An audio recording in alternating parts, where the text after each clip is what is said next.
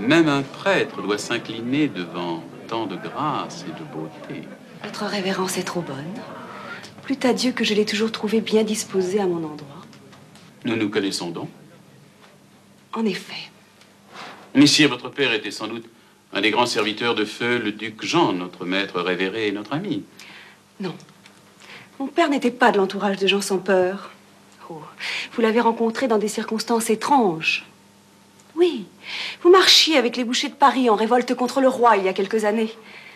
Vous et votre ami Caboche avez fait pendre Guillaume Jean Le Goy, orfèvre sur le pont au change. Ce malheureux avait commis un crime à vos yeux. Il était resté fidèle à sa parole jurée au roi Charles VI. C'était mon père. Question. Je crois que vous ne m'aimez guère. Pourquoi vouliez-vous donc me parler en ce jour de liesse? Je voulais vous rappeler mon existence. Et vous remercier aussi d'avoir permis la mort brutale de mon père. Vous lui avez épargné la douleur de voir un Anglais régner à Paris. Henri VI règne par droit de naissance et par héritage royal. Né d'une fille de France et choisi par ses grands-parents, il est notre seul souverain. Le bâtard de Bourges n'est qu'un aventurier. Il est certain que le roi Charles VII ne fera jamais de vous son grand aumônier. L'anglais est moins difficile.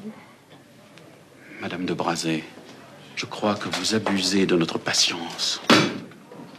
Souvenez-vous, à Lille. Je vous ai dit adieu. C'était un adieu définitif. Vous avez été mon premier amant, Philippe.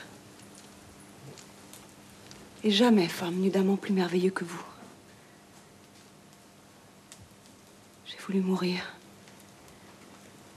Et cette nuit-là, tu as guéri à la fois mon cœur et mon corps. Et tu m'as rendu à cette vie dont je ne voulais plus. Pourquoi refuser à présent? J'ai tant à te donner, Catherine. Toi, en échange, tu pourras me donner l'apaisement, l'oubli, Catherine. L'oubli de quoi? De ce que vous avez fait aujourd'hui? Mais qu'ai-je donc fait sinon te sauver? Ce n'est pas vous qui m'avez sauvé. C'est votre roi d'armes. C'est la grande dame du béguinage. Quant à ce que vous avez fait aujourd'hui, je vais vous le dire. Au mépris de la parole donnée, vous avez fait entrer vos picards dans une ville qui s'ouvrait à vous, pour y porter le fer et la vengeance. Des femmes, des enfants sont tombés sous les flèches de vos archers. Et tu me donnes tort. Moi qu'ils ont bafoué, ridiculisé depuis des mois. Oui. En dépit des leurs qui sont grands et nombreux, je vous donne tort. Parce que vous êtes le grand-duc d'Occident. Parce que vous êtes puissant, magnifique et suprêmement intelligent. Vous auriez dû trouver un autre moyen. Facile à dire quand on ne gouverne pas. Quand les enfants seront mal élevés, on s'en prend aux parents. Parce qu'en principe, ils possèdent la raison et l'expérience de la vie. Tu me refuses le droit au châtiment. Non. Il faut savoir châtier.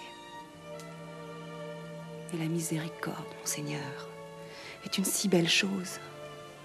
Doit-elle seulement rester le privilège de Dieu? Tu ne m'aimes plus, Catherine.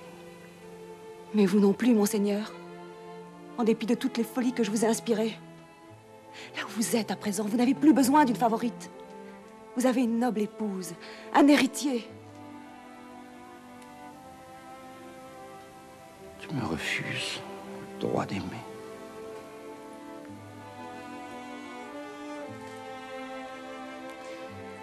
Il vous reste la grandeur et sa rançon, qui est la solitude. Ne le touche pas! Il faudra le brûler avec les autres. Oh, tu es dure, Sarah. Il est mort sans que je l'ai revu. Sans que j'ai pu lui jurer une dernière fois qu'il était l'unique amour de ma vie. Il le sait à présent.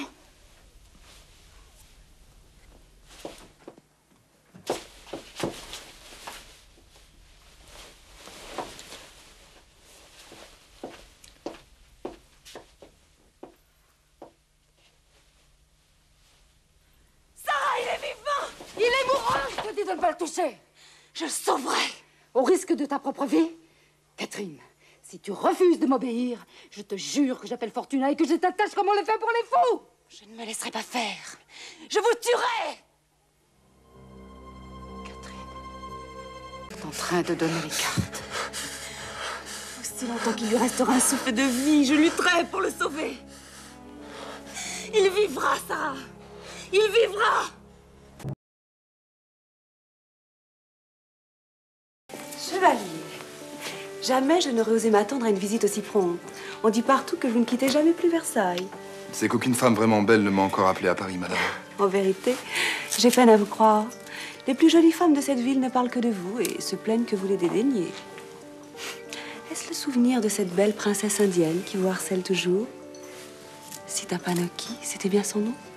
Oui, madame. Et vous avez grand mérite à le prononcer sans l'écorcher. C'est qu'il est devenu presque aussi célèbre que le vôtre, Seigneur Gerfo. Mais si j'en crois les termes de votre lettre, ce n'est pas de Sita Panoki que vous souhaitez m'entretenir. C'est vrai. Ce n'est pas d'une princesse rouge, mais d'une jeune fille rousse. Nous en parlerons, rassurez-vous. Mais d'abord, rendez ce service à ma vanité. Venez vous montrer avec moi dans mon salon.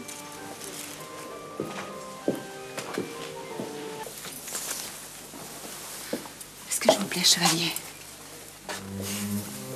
Vous êtes certainement l'une des femmes les plus séduisantes de Paris, comtesse. Permettez-moi de boire à votre beauté. Est-ce parce que vous me trouvez un air de ressemblance avec une personne qui vous est chère? Votre charme se suffit à lui-même. D'ailleurs, je ne vois guère la ressemblance avec la personne en question. Et puis elle, vous l'aimez, n'est-ce pas? Moi, je ne suis pas de celle que peut aimer un gentilhomme qui se respecte. Mais madame, il me semble que le comte de la Motte... Oh, ne me parlez pas de lui. Je n'étais qu'une pauvre fille, sans sou ni maille, et cet homme a été mon mauvais génie. Quand on a connu des années durant la faim, le froid, les humiliations de toutes sortes, une fois le premier pas accompli sur le mauvais chemin, les autres s'additionnent sans qu'il y paraisse. Mais aujourd'hui, la misère est loin. Vous avez des amis riches et puissants. Mais qui m'aime, chevalier? Qui m'aime de l'amour vrai que vous sentez pour cette petite? Personne. Partez vite à présent. Mon mari est un homme dangereux, il vous déteste et il vous craint. Mais que lui ai-je donc fait? Rien sans doute, mais il vous hait. Je l'ai vu au premier regard qu'il a jeté sur vous. Et vous ne savez pas de quoi cet homme est capable. Partez. Mon Dieu, je ne demande qu'à vous obéir, madame. Mais j'ai reçu tout à l'heure un certain billet rose où l'on m'annonçait des nouvelles. De mademoiselle Julie de la Tour, c'est vrai. Les voici. On a réussi à arracher cette malheureuse des griffes de Cagliostro, qu'il utilisait dans ses pratiques démoniaques. Mais elle est obligée de se cacher. On dirait que le monstre a des yeux partout. Eh bien, où se cache-t-elle? Rue de Cléry, numéro 15.